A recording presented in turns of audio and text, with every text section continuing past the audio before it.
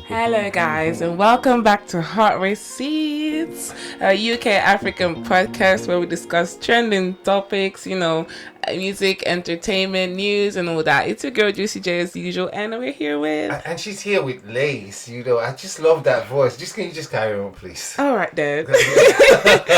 So, of course, today, like every other time, we're discussing different hot receipts, and I think you were talking to me about something about witchcraft or something. Yeah, I just wanted to being from Africa, I just wanted to check with you. Do you believe in witches and wizards? I don't know. Yeah, I think so. Yeah, in a way. Have you? Is it in my household when I was growing up? Depends on what you do. You are a witch. Yeah. My head say Obanje. Obanje, I know.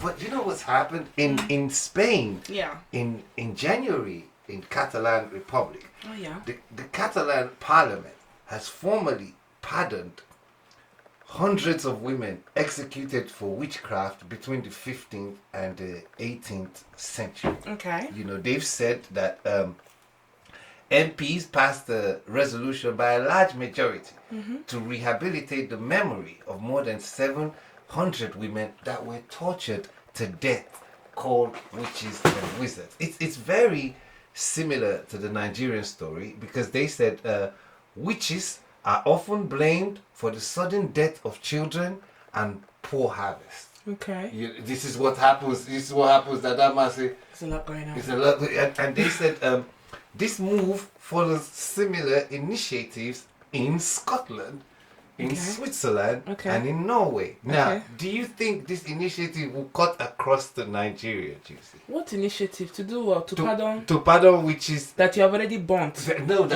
even the ones that they're calling witches as of now. Do you think they will be able to come off that? Witchcraft is something that has been present clearly all over the world. Yes. Not only in Africa, in America, even like we said in Spain. They used to burn them up alive, and I feel like there is a negative connotation to witchcraft. So please, no one could. I'm not a witch, okay? But I feel like before Christianity, or with Christianity, with other religions, probably we call it witchcraft. Maybe it's called natural magic, whatever it is. There's something else present. You understand? Even before people like colonizers came to Africa, we had our religions that. Yes. Now they call witchcraft, but the only thing that shocked me is having grown up in Nigeria, witchcraft is always associated to somebody in a privileged position being disadvantaged, and they say it's your witch, it's this witch. They've been blamed for the sudden death of children and for poor harvest. So I think at some point that's what I was gonna say. The bad connotation I was trying to say as well is why. They blame the bad things to witches. To the witches. But they don't blame the good things. What do you think? What if the witches are doing the good things, but you're blaming the bad things on them? You don't know that, do you? It's easy to blame on something you don't like. Do we know, in Africa, do we know anything like good witches?